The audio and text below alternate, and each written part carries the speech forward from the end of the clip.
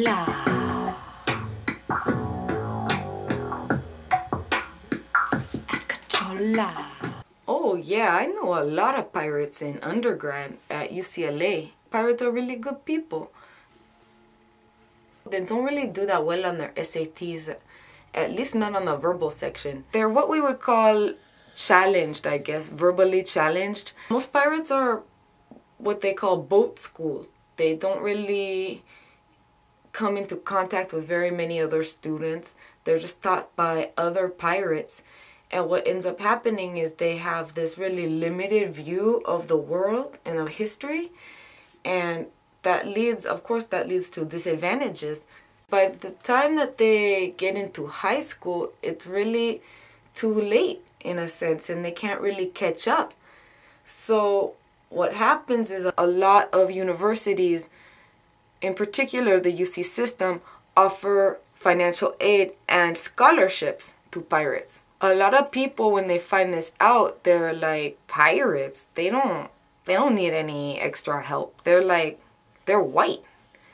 And I just think this is probably one of the most ignorant things you could say, because the situation is so much more complex. I mean, you think it's all about race? You think it's just black and white? You think that's all, the only kind of hardship you could suffer?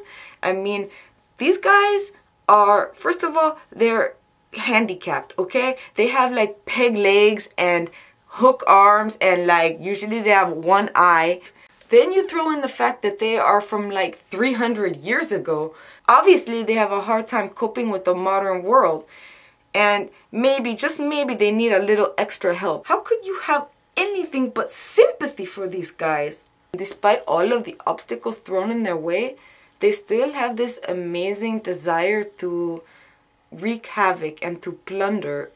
And I must say that this earns them my deepest admiration. College for pirates ends up being really like a journey of self-discovery, because up until that age, you know, they spend their whole lives going all around the world to the world's end on discovering stuff, but it's always for other people. It's not for themselves. And what happens is they get here to campus and they begin a personal journey, and they begin to discover and explore their inner seas. And we see that a lot of pirates that get here, they actually have what we refer to as identity issues that they need to resolve. I mean, most of them were like beat up in high school, you know, because they get here, you know, and they're like wearing their eyeliner and their scarves, and like they have these like open-chested shirts and big mustaches, and I don't know, I guess this like kind of sassy attitude, right? And it makes them stand out. And what happens is the UC system offers this really unique environment. It's very open-minded, non-judgmental, and a lot of pirates really, they use it as a way to come to terms with their own identity and sexuality. And it's a really beautiful thing to see them be able to be their true selves. In November of 2006, there was actually an incident on the UCLA campus. You probably heard about it on TV, where a student was tasered in the library. And what most of you don't realize is that student was a pirate. He was suspected of terrorism. And the thing is that those accusations were completely unfounded. They were based on nothing. And I mean, I must say that I take offense to this, because, you know, while pirates like to rob, you know, and plunder and do their thing, do their pirate thing, they are not terrorists.